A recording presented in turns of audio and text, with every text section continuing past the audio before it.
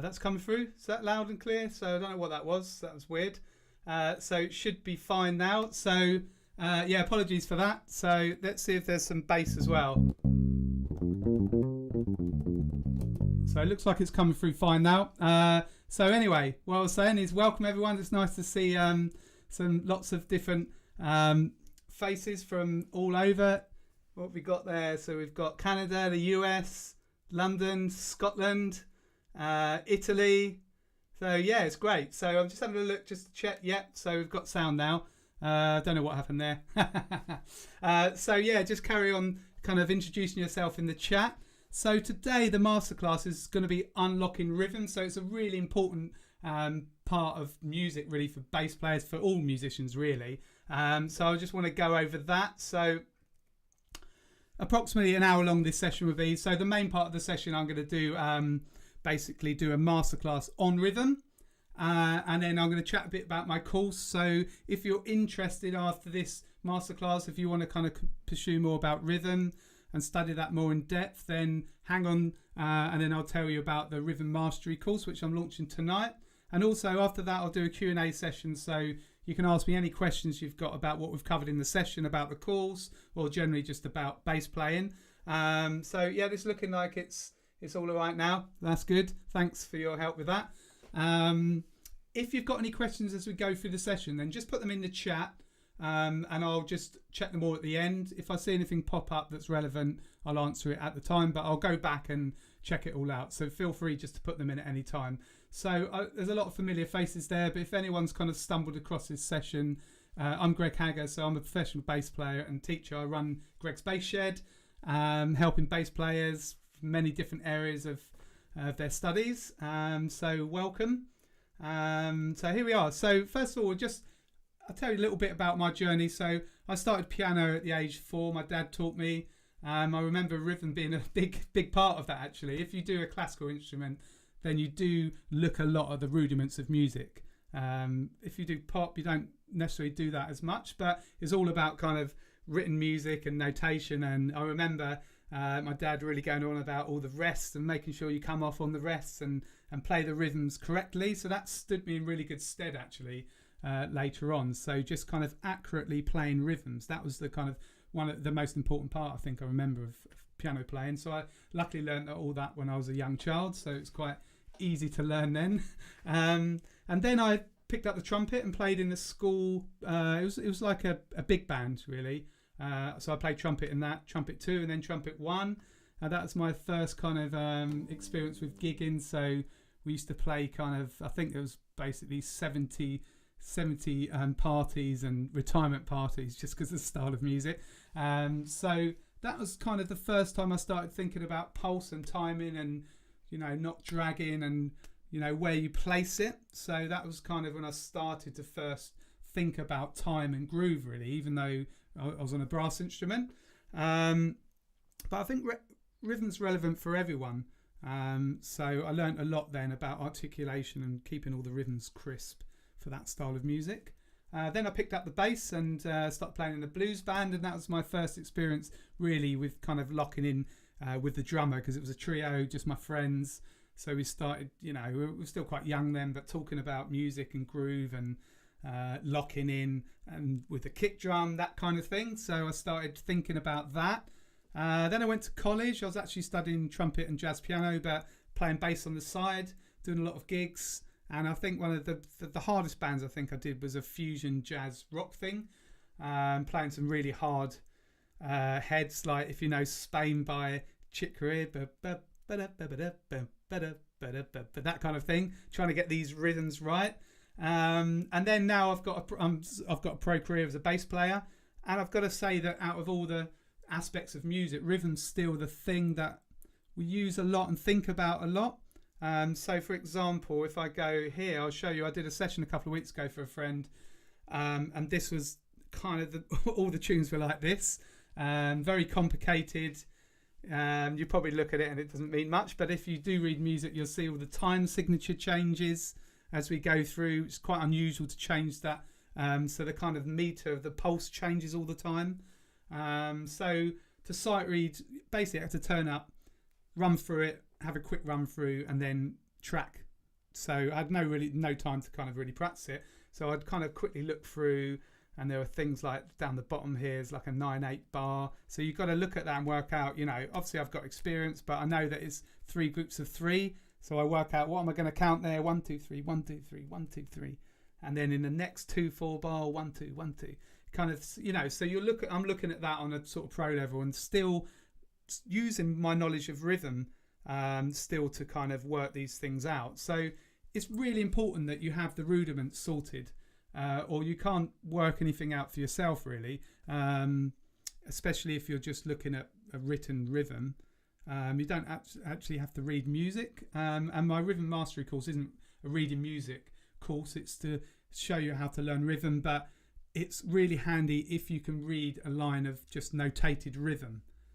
So if you get a bit of tab, if you're lucky like my tab, you'll see the tab, and then above it you'll see the notation, but you can get the rhythm from that. You don't have to get the notes, you can use the numbers from the tab, but if you can get the rhythm, then you can play, you can work it out yourself. You don't have to listen to the piece of music or the bass line before you can play it. Okay,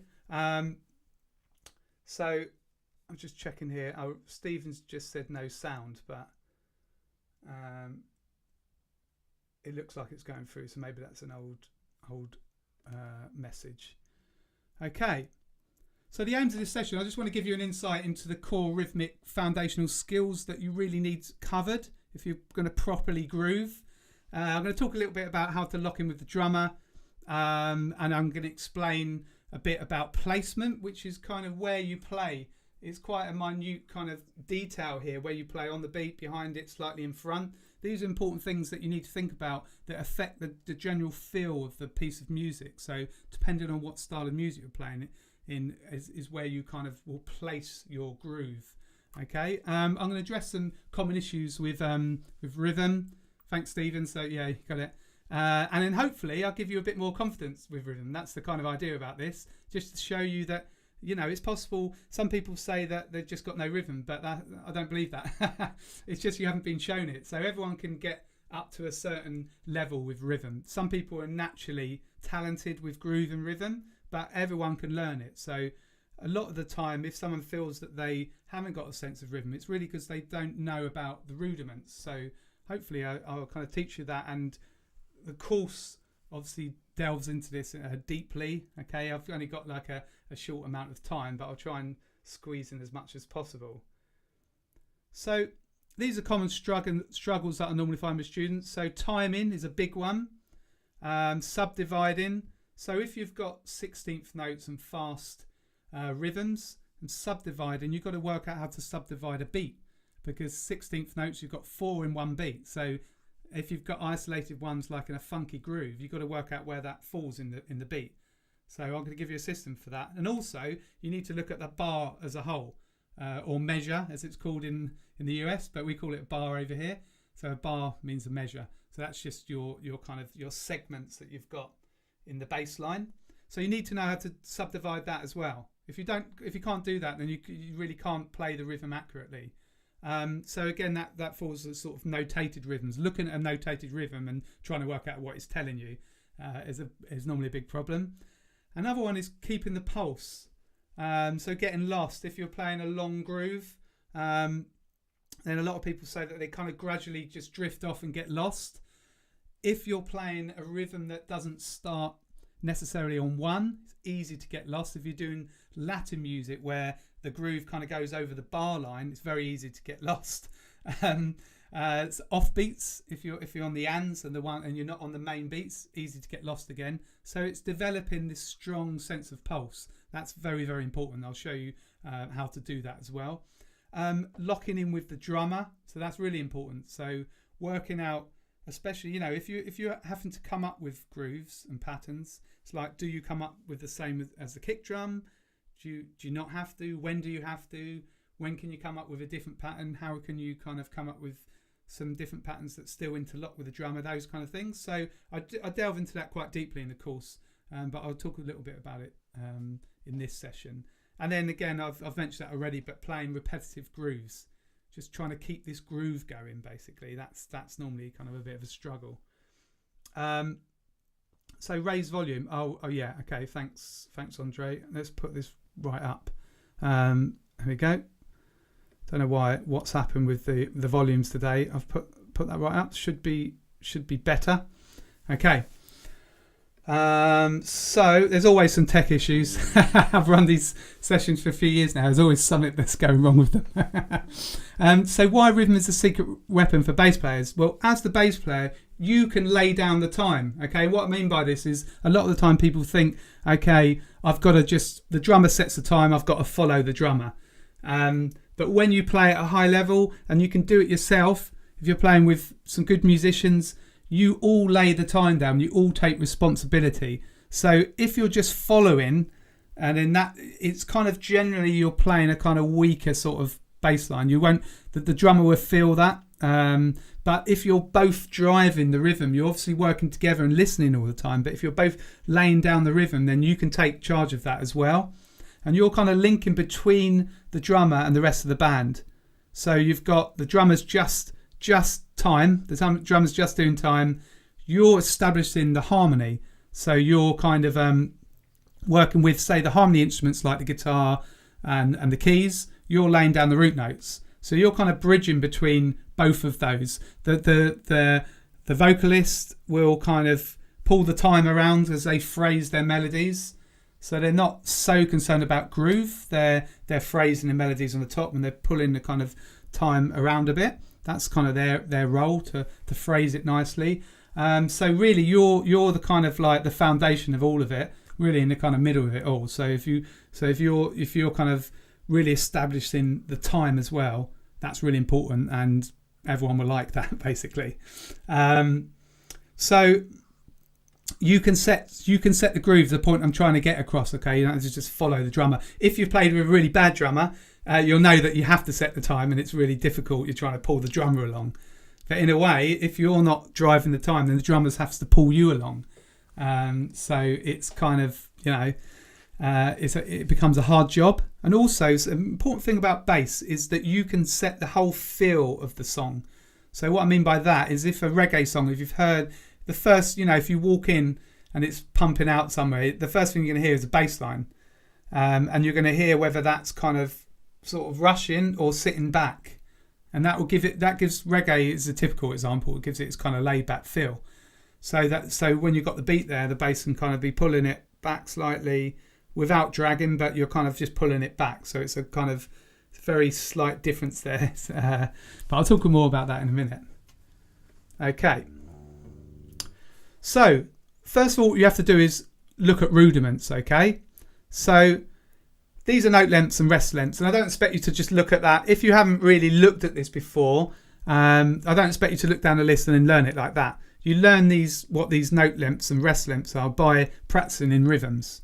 But it's handy to have them all kind of in one place so you can kind of look at them. So like a whole note is a whole bar or a whole measure. So that's 4, and we look at these in 4/4, 4 beats in a bar, 4 quarter notes in a bar.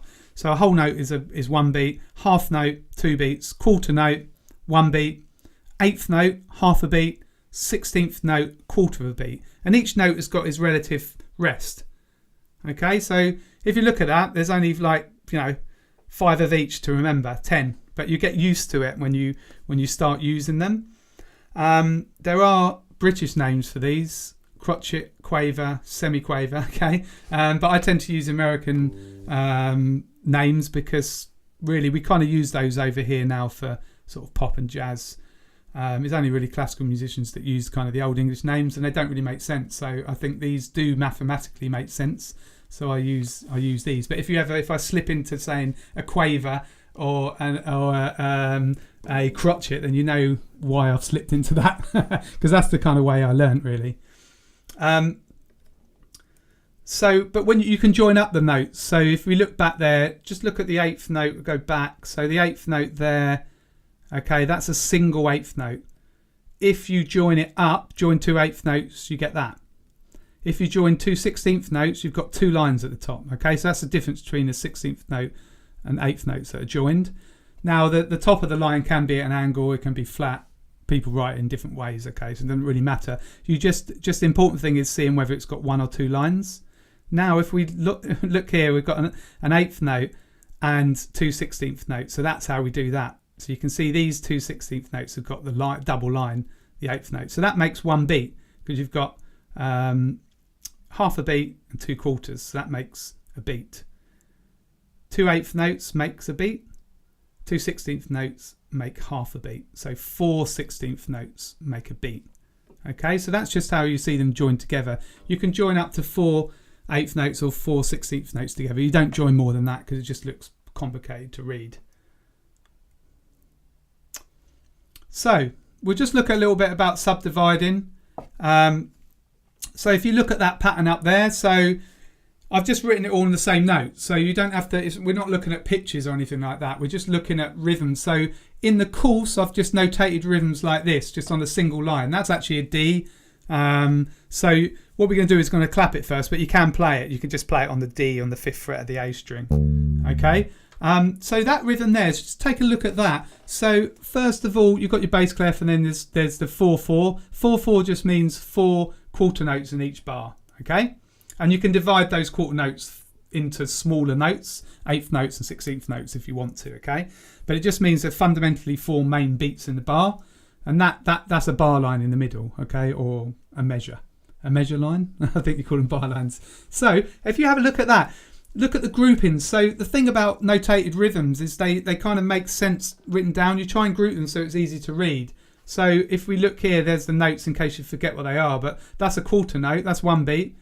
And 2 eighth notes, another beat, and then 4 eighth notes, beats 3 and 4. So you tend to in 4/4 try and keep beats 1 and 2 separate from beats 3 and 4. So just to make it easy to read. And there's the second bar, you've got a quarter note, 1 beat, another beat, and then another beat. So if we write that down, so if you look here, I've just written the beat numbers.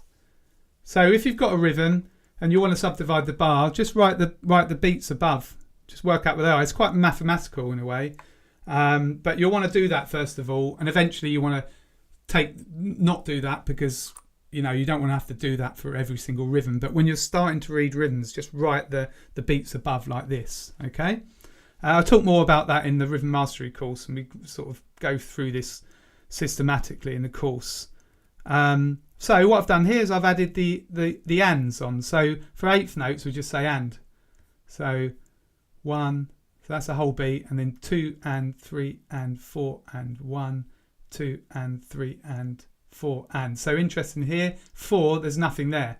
That's an eighth note rest. So you're not gonna. So we're gonna clap it first. You're not gonna clap it there. So what you want to do first, you want to learn how to clap and count, which sounds easy, but it's actually not. So that's the first skill. You're just going to go through it slowly and learn, if you haven't done that before, just to count and clap like this. So you just go 1, 2 and 3 and 4 and 1, 2 and 3 and 4 and. All right. That is a skill in itself. You could use a click. So if I just fire up a click here, 1 second. So that's the main beat. So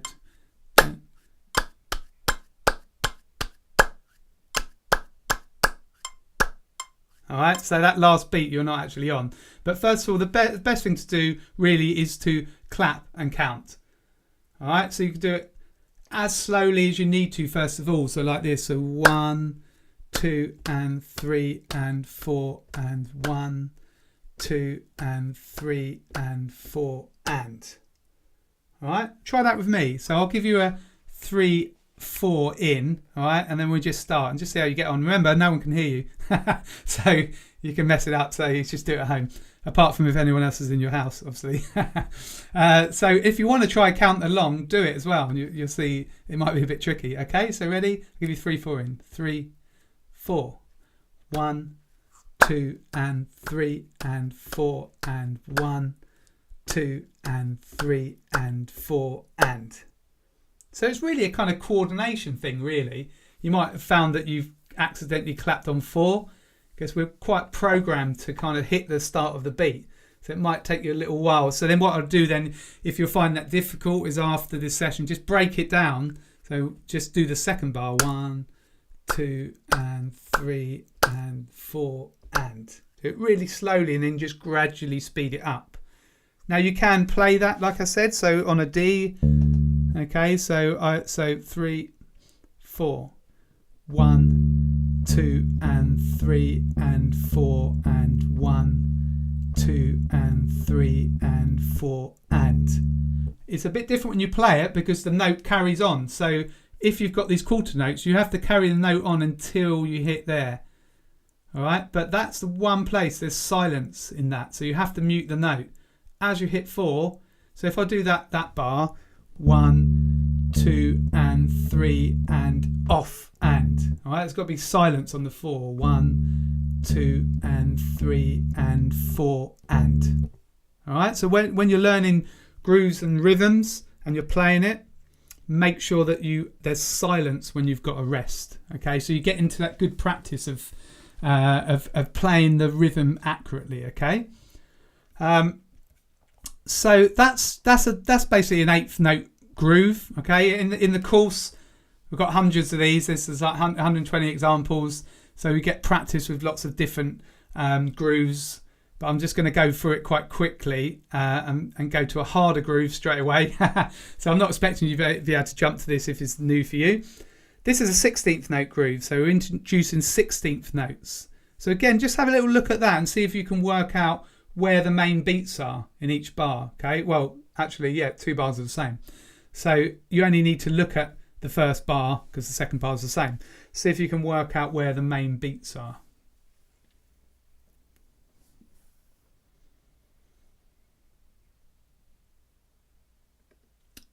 So I've written them above here. So we've got the 1 ands. So nothing on 2. All right. And then you've got these here, 4 and. So you're fitting 2 notes in to the counts. But drummers count a lot 4E and A. So I've written them in here. So here, let's look at these, the last beat of the bar, these 16th notes, 4E and A. 4E and A. So that's counting each 16th note. So when you're doing the rhythm slowly, you can introduce that when you've got 16th notes. When you're doing it, when you then speed it back up, I generally don't say 4E and A. I just use the 4 and, because it's a bit fast to kind of fit all this in basically. But when you're working rhythms out slowly, it's a really good system. So for that group, that last beat, 4E and A. So if I was just to clap, I'll just do 1 bar. So 1 and 2 and 3 and 4E and A. So you have to obviously, you're saying the 4E and A twice as fast as the 4 and to fit it all in. So 1 and 2, sorry, nothing on 2. 1 and 2 and 3 and 4E and A. All right, do it even slower. Try it with me. I'll count in 3, 4, 3 and 4 and 3 and 4 and 1 and 2 and 3 and 4E and A. Try that again. 3 and 4 and 1 and 2 and 3 and 4E and A. So the second bar is the same, but it's often difficult to tag another bar on. You can just about get through that one rhythm and then you've got to just keep it going in time and hit the next bar running, okay? So we'll just try that. Have a listen if you just can't do that, and just if you want to watch, okay? 3 and 4 and 1 and 2 and 3 and 4E and 1 and 2 and 3 and 4E and Let's just do it with a click, okay? Okay, so that's just beats. So it'll be 3 and 4 and 1 and 2 and. Sorry, let's do that again. So I might slow it down a little bit because we've got these 16th notes. Okay, so I'll count you in 3 and 4 and. But let's just take those as 8th notes. I'll take those as 8th notes and we can do it at that speed. 3 and 4 and 1 and 2 and 3 and 4 E and 1 and 2 and 3 and 4 E and okay. So I've just taken those clickers eighth notes. If I take them as quarter notes, it's really fast. So 3 and 4 and 1 and 2 and 3 and 4 E and 1 and 2 and 3 and 4 E and So you can see how hard it is to fit the 4 E and so I generally just go to 4 and in those cases. So this is a harder groove immediately because you've got the 16th notes, okay? So I don't necessarily expect you to be able to do this one and jump straight from the last exercise, the 8th notes one. We kind of do that over a whole module and a half in the course, okay? But it's just to give you an idea of how really, if you've got a system for subdividing, you can work out any rhythm. So if you start to have 16th notes on their own, you have a system for working out how to clap it, okay? It just takes a bit of practice to get there and to execute that, okay? Right, so internalising the pulse. So it's really, really important that you keep an idea of where the pulse is. So in 4/4, it's just going to be the click, duh, duh, duh. Okay, so musicians do this in different ways. Okay, some tap their foot. A lot of bass players nod. They're kind of just keeping the pulse going. Some people count inside their head. Some people do like a tap, that kind of thing. There's many ways to do it. You can use the metronome, but a drummer's generally not going to be just doing a standard click, so it gets complicated if you're trying to take your time off the drummer. I'm just going to grab some pens. So there's a thing called double tapping, okay? I found it once on Instagram, I think it was, a music teacher. It's great. So I do a bit of that in the course. I actually do it on a board, on a pizza slice. So this double tapping idea here, so what it is you're keeping the pulse going. So all this is here is the bottom line is just quarter notes. Okay, so you just have a left hand, and by the way, drummers would do this on drum pads, okay? It's about having hand independence, that kind of thing, okay? So you're keeping a left hand, just keeping the pulse. So if you had a click, you do it to a click, okay? You can count yourself 1, 2, 3, 4. I'll tap that top rhythm on the top as well.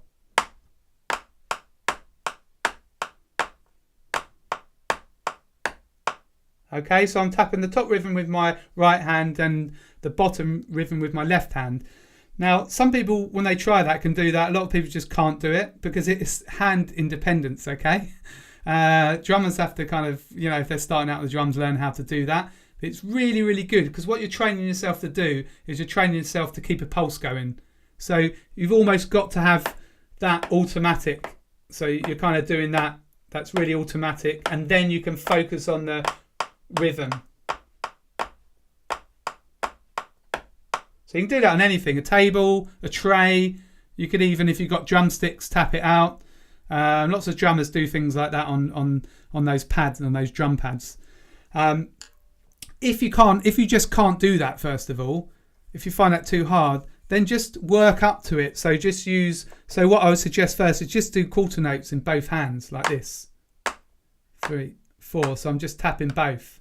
Bum, bum. Okay, just tapping both. And then you can try to introduce with your right hand, that's the hand you'll do the rhythms in, try to introduce eighth notes. So you're just going to tap double.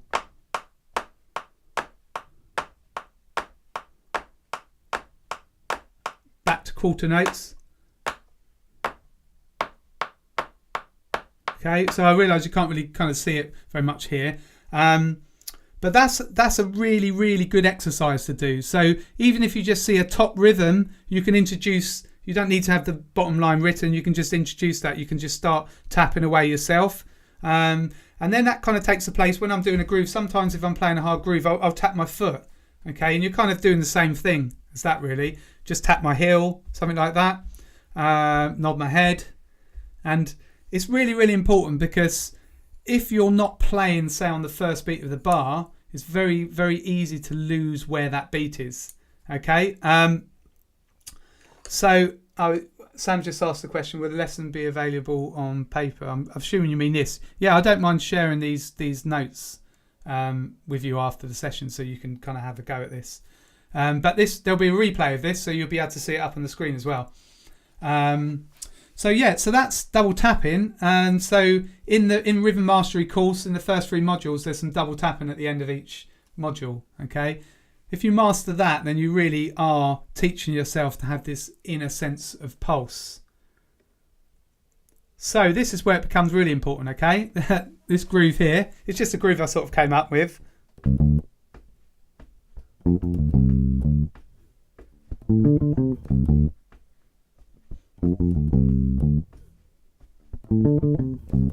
Okay, these kind of grooves are really hard because you've got a lot of space.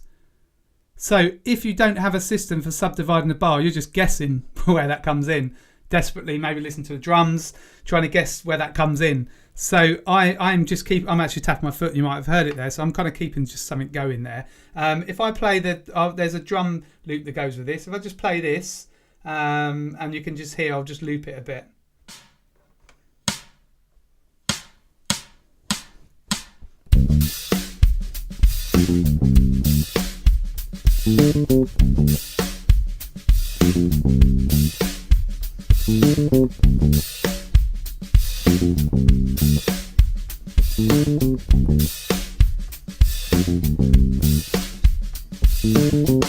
Okay, if you want to play that accurately, you have to be able to subdivide. So here, this is just putting the counts above. All right. So funk stuff like this is always the hardest to play because you've got lots of gaps. If you're just playing a bass line all the way through, not many gaps, it's all right because you don't have to deal with rests. Whenever you see rests, you know it's going to be a little bit trickier.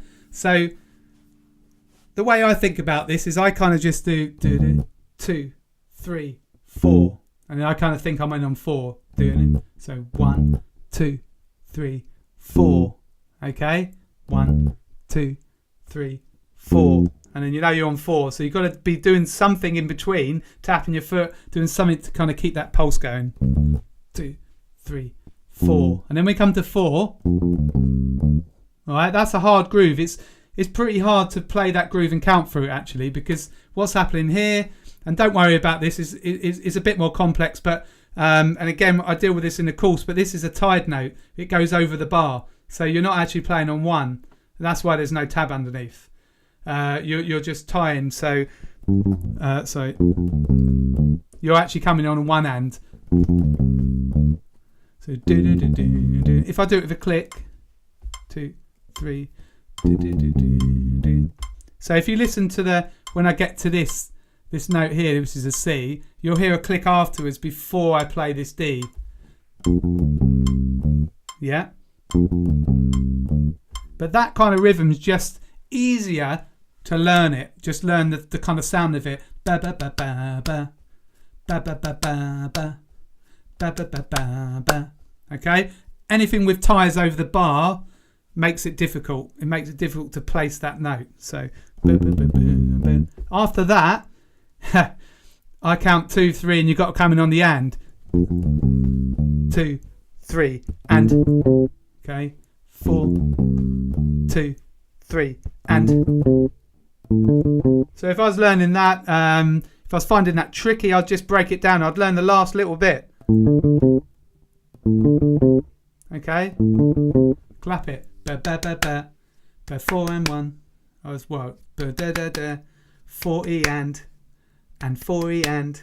It's actually hard to fit that in. And 4E and. But some of these rhythms, once you kind of hear how they are, it's basically getting them off the notation and just knowing, you know, working out how they sound, and then you remember that group of rhythms. So a lot of pieces of music, you just have classic little groups of rhythms, and after a while I just spot them on the page. You know, I'm like, oh, it's that one, it's that one, it's that one. So that's the best way to do it. But this is a complex rhythm, okay? So don't worry if you find this hard, okay? And if you can't play it, you could probably play it after a while if you hear it, but trying to get it off the page is quite tricky, okay? I'll just play it again with the groove so you can hear that.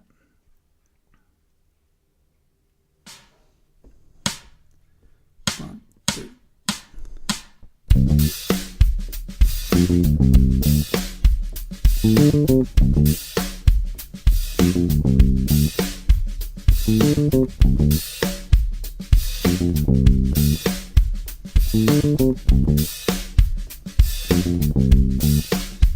So you can hear how important it is to get that accurately, okay?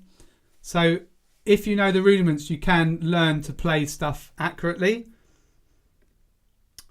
So a little listen to locking in with drums, okay? So just moving on a little bit here, but it's kind of the same area. But if you, so as I said before, if you've got to come up with a bass line, sometimes it's hard to work out, do I play it with the kick drum? What do I do, basically? So this is Dreams by Fleetwood Mac. I'll just play you the drum beat. So this is the actual drum groove from the original track. If I can find that. For some reason it's not. It's a little bit too. Okay.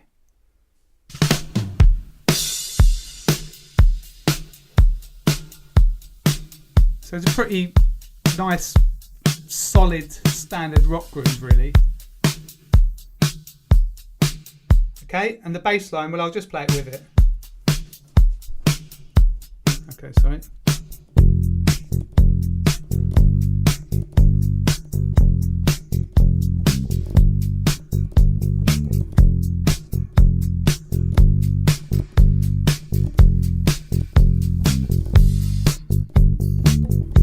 Okay, this is the type of bass line you see more of, okay, in terms of rhythm. Lots of rhythms that I would say are this kind of standard for bass lines. So the one I showed you before is a hard one because it's more funky, basically. Rock stuff's a lot easier to kind of get your head around. So again, just take a quick look at that and see if you can work out where the main beats are, the main 4 beats in the bar.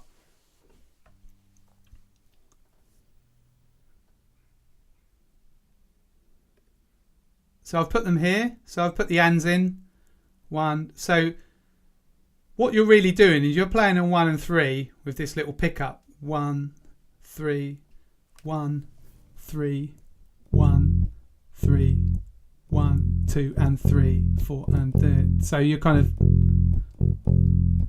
so you're sort of doing 1, 2, and 3, 4, and 1, 2, and 3, 4, and 1, and 2, like that. Okay, let's look at so that the kick and the snare pattern.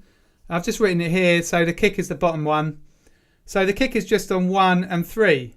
All right, really standard, and the snare's the backbeat 2 and 4, which is the usual place for the snare drum to be on. Okay, so 1, 2. So kick drum snare, kick drum snare. So just have a listen to that beat again.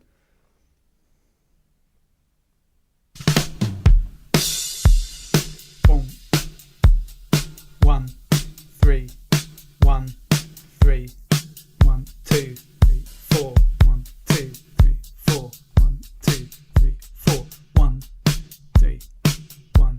So you can hear the bass really mirrors that kick drum. It's playing on 1 and 3, and you're just doing the pickup. So you're doing this extra note that the kick drum's not doing, but also you're leaving space, and this is a really important one in the groove. You're leaving space on 2 and 4 for the snare. If you listen when the snare hits, there's silence in the bass line. 2, 3, 4.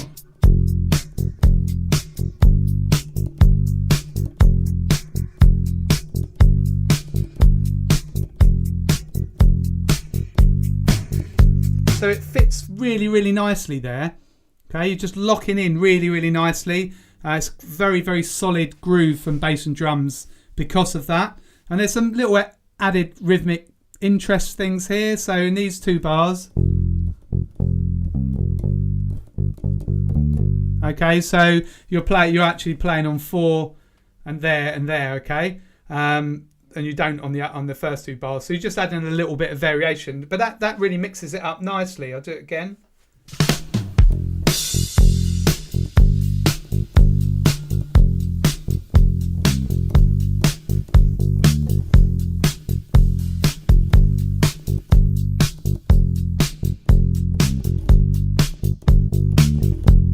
Okay, so if you were coming up with a bass line, you can do what you want. It's what John McVie came up with, but you can do what you want. But you can see how a lot of the time you just lay down a nice groove and then just put a little bit of rhythmic interest in there. Okay, and that kind of is a bit busier. It's almost like a turnaround. You might want to do that at the end of every 8 bars or something like that. But you can see there it's nicely locked in with the drums. Okay, so in this case, lots of rock tunes are like this. But then you have different tunes. So Chameleon, Okay, by Headhunters, Herbie Hancock.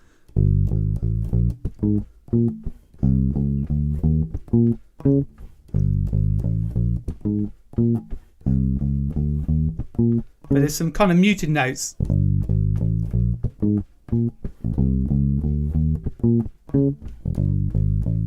Okay, that's a very, very hard rhythm to read.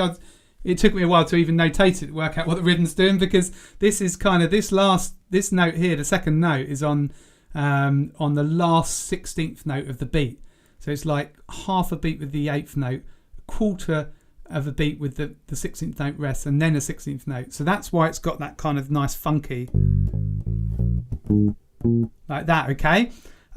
So again, I wouldn't expect you to be all over this one at the moment. Is a hard rhythm. Yeah, again, you'll be able to hear it and play it, but it's trying to play it really accurately to play this bit.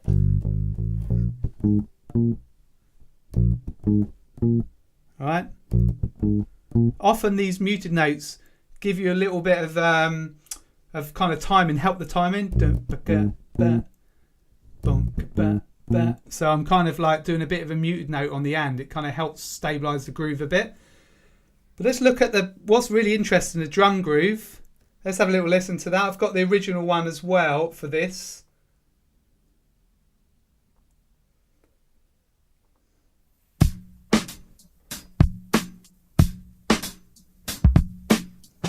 Such a nice drum groove and the bass line.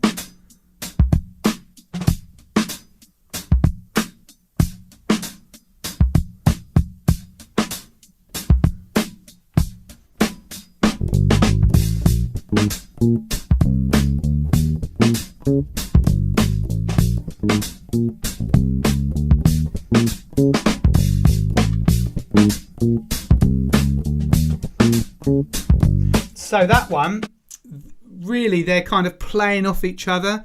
So they're doing kind of different things. So the kick drum's doing this bum, ba bum, bum, ba bum. I think that's right. So dun, dun, dun, ba bum. Okay, bum, du, du, ba bum, bum, du, du, ba dum, bum, du, du, ba dum, like that. So it's quite an offbeat kind of kick drum. But also the snare, what's interesting, it but ga, but ga, ga, but ga, ga, but ga. All right, and that one, that high, that first snare is the same as our note there. Boom, dum, dum, dum, ga. Okay, boom, ga. So the drums. So have a listen to that again and try and hear the snare.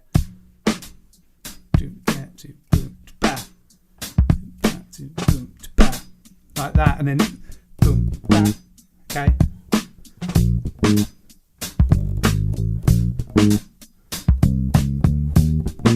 So you can hear there that the snare and that note is exactly the same. That is really syncopated, which means it's off the beat, but they're together. And then the kick drum. So okay, if I put that muted note in like I was playing, that's the same as the kick drum. Bump, 2, 3. So bump, 2, 3, ba bump, 2, 3,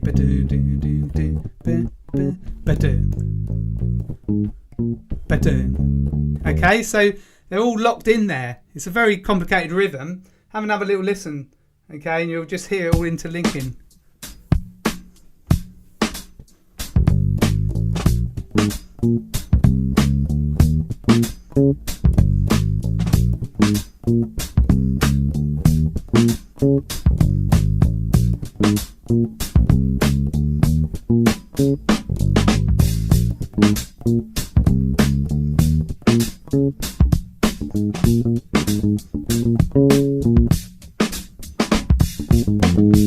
And you can hear that even the melodies going across all those rhythms as well. So it's such a cool piece. So they've obviously decided there that they're going to have something that's not exactly locked in, but at points in the bass line and the drum rhythm, they connect, and other points they're playing something different. Okay, so they're kind of filling the gaps. So again, that's another choice there. It's such a funky piece of music. Also, we can talk about feel here as well, where you play that. That's a nice laid back groove. Right, what I'm going to do, I'm going to play, so it's very subtle here, but I'm going to sort of push it a bit. So I'm going to push the groove a bit, and then I'm going to sit back a bit. Okay, so you should hear one kind of feels like I'm sort of pushing it on a bit, and one feels like I'm sitting back and laying back a bit. Okay, I'll tell you when I'm doing that, and just see, it's very, very subtle, but it's something to think about. So I'll just push it a little bit.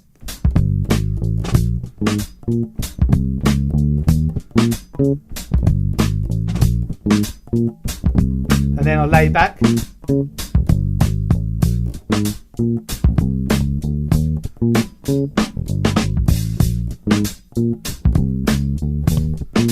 Okay, so very, very subtle, but can make a big, big difference.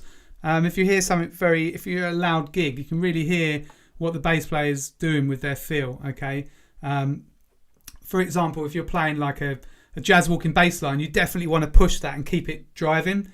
But if you're playing like reggae's a classic one, but anything that's laid back like this, some laid back funk, you've got some funk that's really on top of it, like Tower of Power, you might want to really kind of hit that on the front of the beat. So again, these are very, very minute little changes, and you've got to be careful if you're sitting back that you don't drag it. So feel is something that's the kind of really, if you think about bass players with great time, it's normally their feel that we really like. Okay, so once you've got the kind of rudiments down, then you have to start thinking about polishing your groove up. Okay, so hopefully that gave you a bit of an insight of some things to think about, to go away, especially just if really you haven't looked at notated rhythm, then just look at the note values first, and look at how they join up in very simple rhythms. Start subdividing yourself, clapping. But as I said, in the course, that's the kind of way, that's what I do in the course. The first kind of 3 modules are looking at all this subdividing, and the exercises get more complicated. And then I kind of start looking at funk and Motown and different styles, and we look at kind of more of this stuff of how you work with the drummer, how you can come up with some grooves yourself, how to keep a groove going without kind of, putting variations in without interrupting the groove, that kind of thing. So it's a vast area. It's a really interesting area, and something that can really, make you stand out if you get it right. Okay. So Rhythm Mastery is a program that I've developed that I'm actually launching tonight. It starts on Monday. You can sign up ready from tonight. Okay, if you want to take a look at that, it's www.gbshed.com/RM for Rhythm Mastery. That will take you to the information page. I'm still updating that page actually. There's some basic information there that you can see already. I'll update that more over the next couple of days. But the idea of this program really is to deal with what I've shown you today. Okay, just all the areas that bass players find difficult: pulse, syncopation, funk grooves, maintaining the rhythm, locking in with the drummer, all that kind of stuff. Playing with a click, exercise with a click, coming up with your own grooves. So it looks at this kind of this whole area. So Rhythm Mastery is a course, is a video course, but also at the moment with this launch, I'm also running a community area that's a community area just for everyone on the Rhythm Mastery. So you can chat to everyone else, all the other students on the course, share your playing, ask questions, just chat generally about rhythm. And also I'm doing 2 live sessions as well. So they'll be over Zoom, so you'll have a chance to kind of interact a little bit more. And they'll be at different points through the course with catch up as well. So if you can't make those ones, then you can watch the replays, and they're to kind of extra to the course to answer questions of things that have come up from students working through the course, and just some extra things to think about with rhythm. Okay, so they're kind of like add-ons, but if for this launch I'm putting these live sessions in there and the community area as well. So I'll just show you briefly. This is a very, very quick video of I've just done from the screenshot to show you kind of what it looks like inside the course, just to give you a rough idea. So I'll just try and start that now. Okay. Of the course. So you've got your different modules here. So you can see on the left, introduction, module 1. These are the 4 lessons. So each module has got 4 lessons. The lessons are around about 15 to 25 minutes long. So each module is about an hour up to an hour and 20 long. The lessons come with PDF workbooks and drum loops. All right, all the exercises are in the workbook, so you can see the type of things we're covering in the course there. The rudiments of rhythm first, mastering time signatures, 16th note patterns. These often cause a lot of problems. And then we go into advanced rhythms, harder 16th note patterns. We look at Motown, funk, shuffle feel, Latin, and then we work with the drummer. So some of the stuff that we've done today I go into in a lot more depth.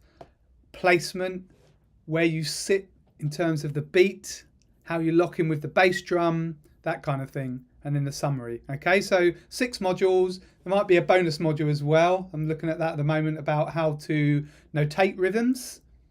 That would be an extra bonus module. If you scroll down here, this is the community area. So you can actually click that and go to community. It's a bigger area there. You've got share your progress Q&As basically. So you put all your, this will build up. You can chat to people there, share your progress, that kind of thing. So the community area, you can get that on a separate page, but is actually, you can locate that at the bottom of the course as well.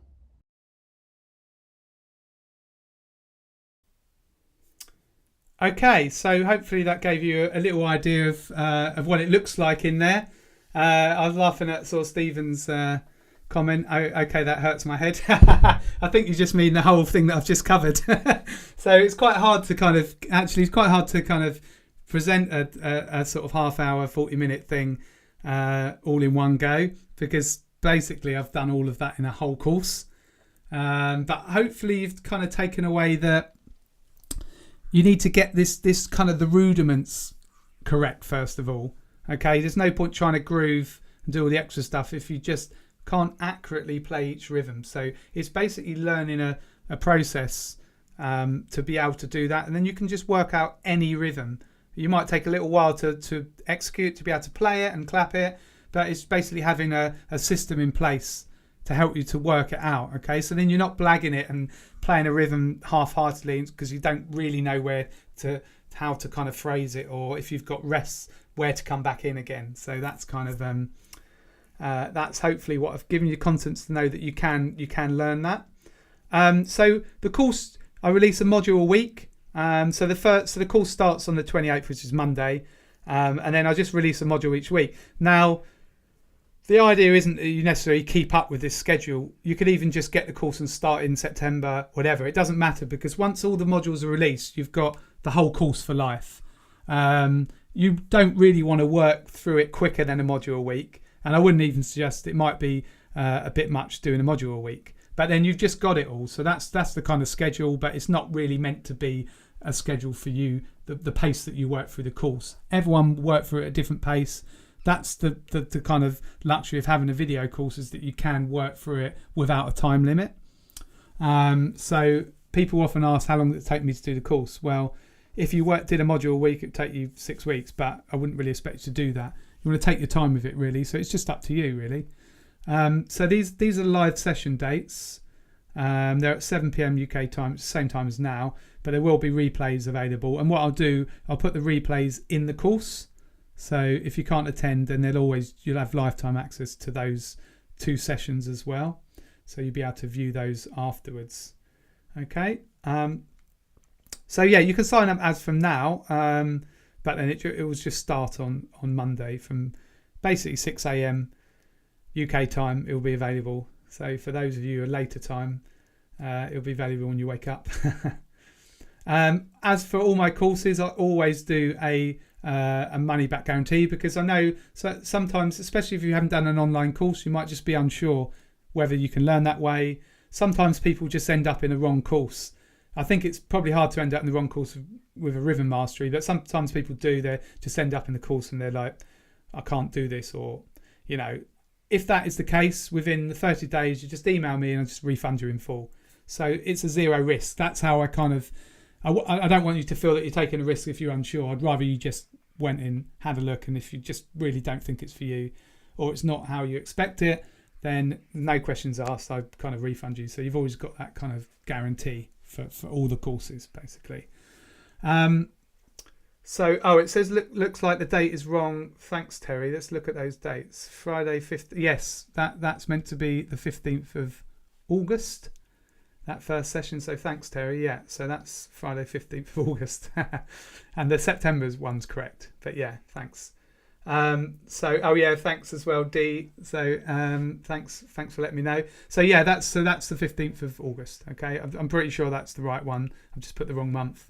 So there's that. So that's all I kind of really want to share. So I know that I rushed through loads of stuff, and the end part of the session was quite advanced, but hopefully just give you something to kind of think about along the line. So I'm just going to check through the comments now. Just any questions, just put them in there in the chat now. There is a delay of like 30 seconds to a minute, but I'll just stay on. I'll have a little look now. I'll go back through the comments and just see if there are any questions. I'll deal with them now, and I'll just hang on. And thanks for joining me. I hope you enjoyed it. I hope it kind of gave you a little bit of confidence, and hopefully you didn't get too put off by the hard stuff. But it's great. Thanks for joining me. It's great to see lots of familiar faces. So I'll just have a little look through now, see if I've missed anything.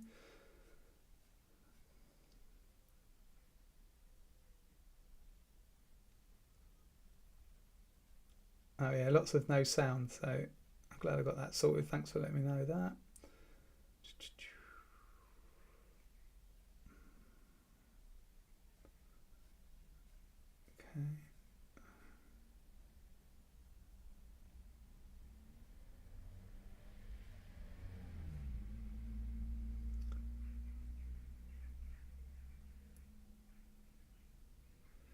Okay, so Sam's asked a question about running through the mixing board and using the bass amp for monitor speaker. Oh yeah, okay, that probably came from what I was chatting about earlier. It's just a random question, but for Sam, so he said, let's see if I can broadcast that. If I can put that on the... Let's put that up there. Yeah, so... Yeah, that's a really good question, actually. That's what I do most of the time now. So if you've got a front of house PA, often what I do now is I have a preamp pedal, and I'll just basically plug into the preamp pedal, take a feed out to the PA, and then then there's normally a through on the pedal, just put that to my amp if I've got one.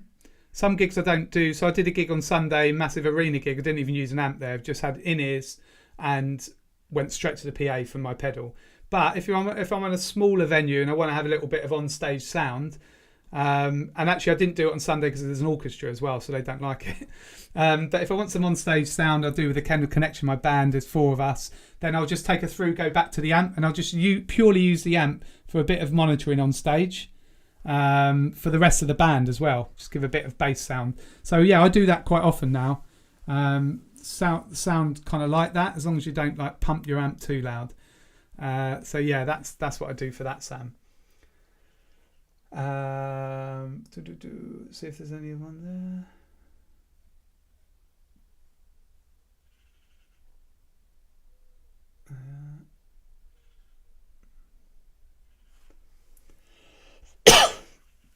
there. Terry said, is there a breakdown of the later modules yet? Yeah, I just didn't have it on there. So what I'll do is on the page, if you go to that link, so gbshed.com/, I'll put that on there tonight. I'll put a breakdown.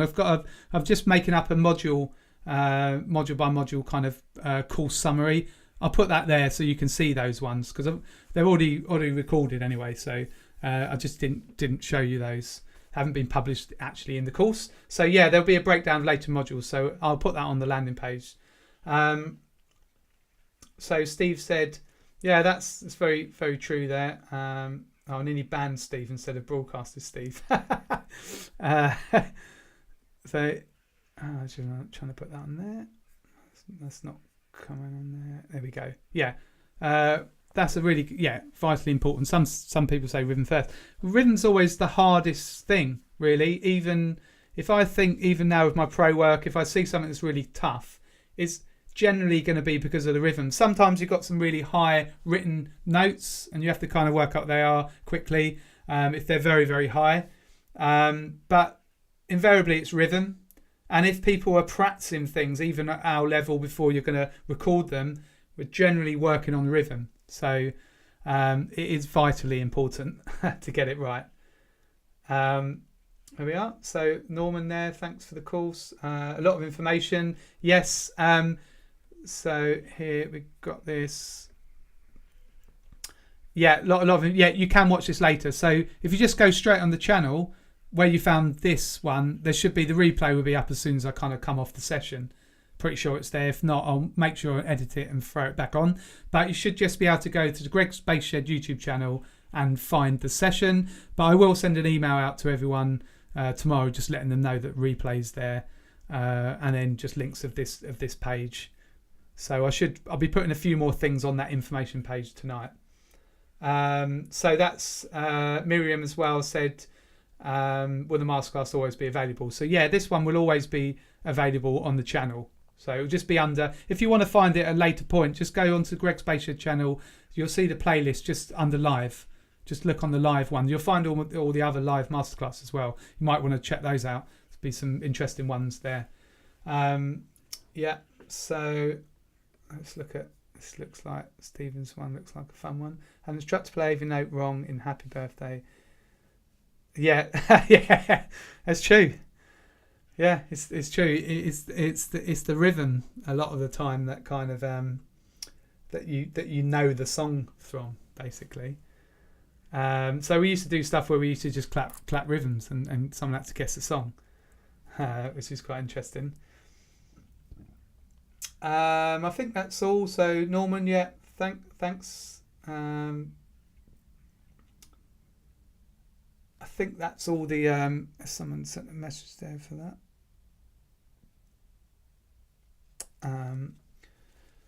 Yeah, I think I'll just hang around a little bit longer in case there are any other comments. But thanks, Terry.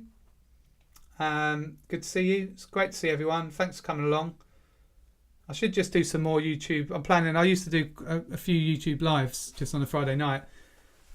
So I might do some more of those. It's just quite fun just to do some fun areas. By the way, there's a bit, I did a challenge. I've set up a challenge, a Motown challenge. So if you look on the channel, you'll see on the main page, you'll see that if you fancy doing that. But I'm thinking about trying to set some more challenges up. So maybe a blues challenge, that kind of thing, just a short video challenge.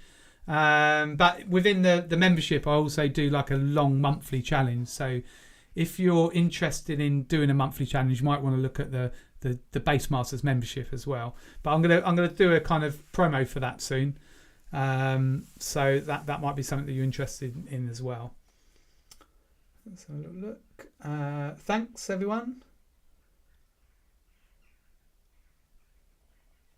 Yeah, thanks. So I think that's all the questions. If you think of any questions, if you look at the page here, the gbshed.com/rm. If you're on that page about Rhythm Mastery course and you've got questions, just email me or leave a comment underneath this replay, whatever you want. You can email me at info@gbshed.com or greg@gregspaceshed.com, whatever you want. Or if you just go on the website, the contact page, you can message me there. So if you've got any questions about the course, so this launch with the bonus community area and the bonus sessions will run until Monday night at midnight. So you've got a few days, and then it will be, then the kind of launch will close. Okay.